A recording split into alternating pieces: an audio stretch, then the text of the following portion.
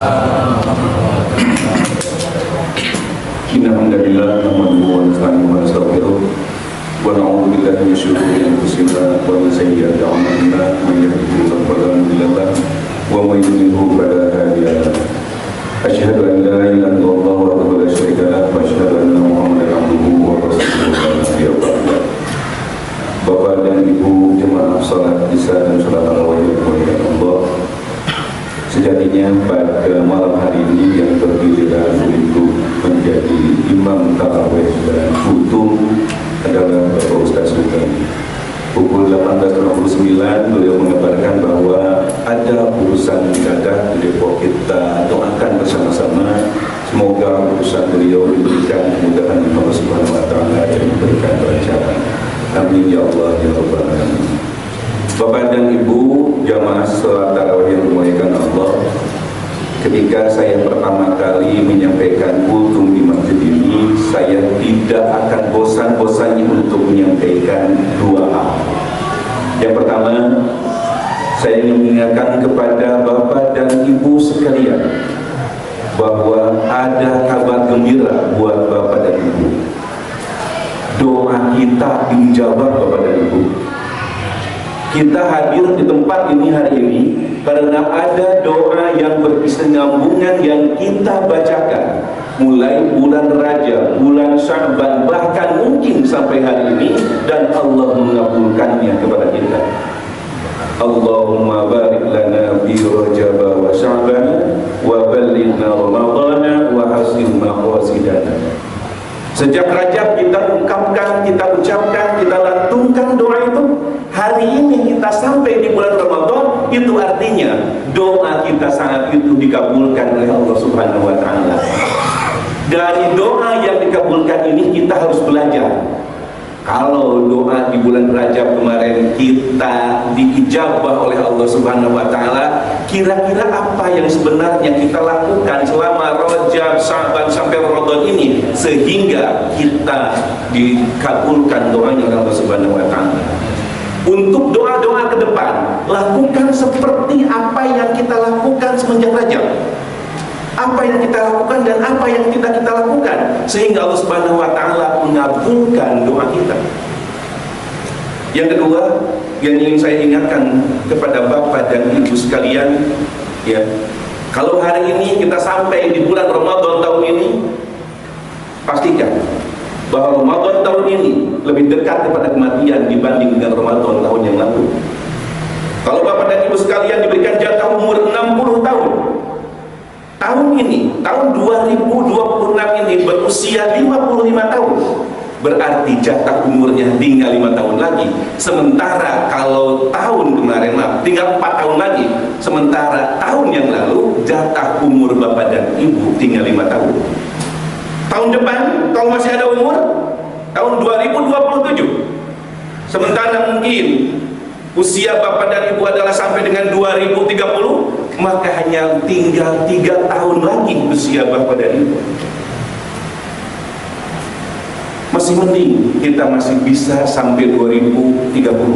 Bagaimana kalau besok atau lusa kita mati, Allah Subhanahu wa taala mewafatkan kita, atau bahkan mungkin Ramadan tahun ini adalah Ramadan yang terakhir bagi kita?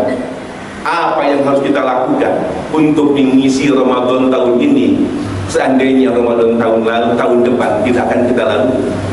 Maka yuk kita jadikan Ramadan tahun ini lebih baik daripada Ramadan tahun yang lalu. Karena celakalah bagi seseorang yang Ramadan tahun ini lebih jelek daripada tahun yang lalu, merugilah bagi mereka yang Ramadan tahun ini sama dengan tahun yang lalu, dan beruntunglah bagi mereka yang Ramadan tahun ini lebih baik daripada Ramadan tahun yang lalu.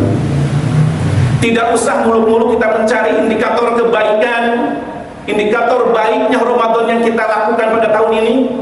Cukup laksanakan apa yang diperintahkan, jauhi yang apa yang dilarang. Terutama kita lihat dulu makna puasa, makna as-saum.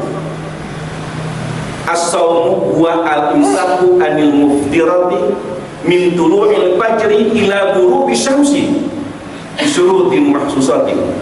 bahwa yang disebut dengan saum itu adalah menahan diri dari segala sesuatu yang membatalkan puasa kita, mulai dari terbit fajar sampai dengan terbenam matahari dengan syarat-syarat tertentu. Itu puasa yang diajarkan dalam Islam, dari mulai terbit fajar sampai dengan terbenam matahari.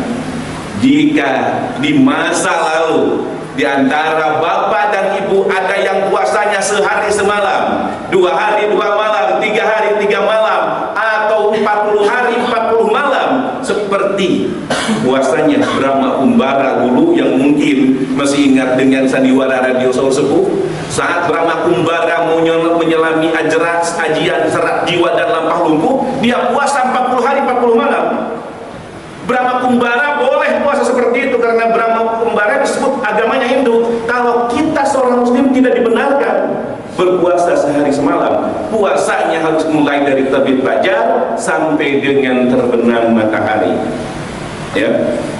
Tadi kajian subuh, Ustadz Yantan tadi pun, Ustadz Rizky sudah memberikan bahasan yang sama. Ya, mulai dari terbit fajar sampai dengan terbenam matahari. Jangan dilebihin, ya. Makanya ada sunnah takjil, menyegerakan berbuka puasa. Ya. Walaupun masih kuat, kuatnya nih sampai ke jam 12 ke. Makanan gak dimakan, minuman gak diminum, itu kita zalim terhadap diri kita sendiri. Oke. Secara umum, secara garis besar, yang membatalkan puasa itu ada 2. Ada yang disebut dengan muhbitat, ada yang disebut dengan mufatir. Apa itu muhbitat? Muhbitat adalah segala sesuatu yang membatalkan puasa, tapi kita tidak diwajibkan untuk mengqadha di bulan-bulan berikutnya, karena yang hilang adalah pahala puasanya. Rubba shaimin laisa lahu min syiyamihi illa al-'atshu wal-ju'. Banyak orang yang berpuasa tapi dia tidak mendapatkan pahala puasa, hanya haus dan lapar yang dia dapatkan. Mengapa? Karena dia melanggar 5 hal. Dalam sebuah hadis Rasulullah SAW bersabda, "Khamsun yuftirna lis-shaim." Ada 5 hal yang membatalkan pahala puasa. Yang pertama adalah al-kidbu, dusta. Apa itu dusta? Dusta itu ketika kita berbicara tidak sesuai dengan buktinya. Ya. Berbohong. Hindari perbuatan itu selama bulan Ramadan. Yang mudah-mudahan setelahnya Ramadan, apa yang kita biasakan di bulan Ramadan bisa terus melekat, sehingga selamanya kita tidak berdusta lagi, berkah belajar di bulan Ramadan. Yang kedua, wal ghibatu. Apa itu ghibah? Ghibah itu adalah dzikruka akhal muslim bima yukrihu. Engkau menceritakan saudaramu yang sesama muslim dengan sesuatu yang dia tidak sukai. Jadi ghibah bisa dikatakan ghibah dan dapat membatalkan pahala puasa jika memenuhi 2 unsur. Unsur yang pertama yang diomonginnya adalah saudara kita sesama muslim. Kalau yang kita omongin adalah bukan saudara kita yang sama muslim tapi yang lainnya, maka dia membatalkan pahala puasa kita. Jika isi omongannya tidak menyebabkan orang lain itu tidak suka, orang lain itu suka-suka saja, enggak masalah, maka itu pun tidak menyebabkan batalnya pahala puasa kita. Kita sedang berceramah kuliah ba'da zuhur, menceritakan bagaimana kejahatan Abu Jahal pada Rasulullah SAW. Maka ketika kita menceritakan kejahatan Abu Jahal, yang Abu Jahal itu tidak seagama dengan kita, ya, maka itu terlepas dari makna ghibah yang dapat membatalkan pahala puasa. Yang ketiga adalah namimah. Namimah itu ayat hirsu. Cekurang Sunda mah hucuhkeun, ngabobotohan, memprovokatori walau hayawanan, walaupun yang diprovokatori itu adalah hewan. Di tempat saya, walaupun bulan puasa, terkadang masih ada, ya, yang adu domba, ada pawangnya, ya, ada bobotohnya, ada yang ngahucuhkeun agar hewan ini, agar domba ini, ya, mau berantem.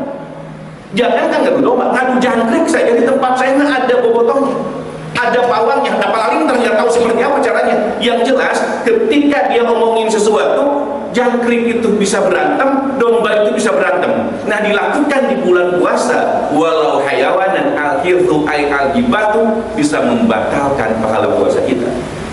Yang keempat, wal yaminul kadzibatu, berjanji atau bersumpah palsu. Awas hati-hati ketika kita menyampaikan janji bertemu, janji menyampaikan sebuah bisnis besar, ya, sudah berjanji mau datang, kemudian kita tidak memberikan konfirmasi berikutnya, membatalkan secara sepihak. Awas, berjanji palsu, bersumpah palsu bisa membatalkan pahala puasa kita.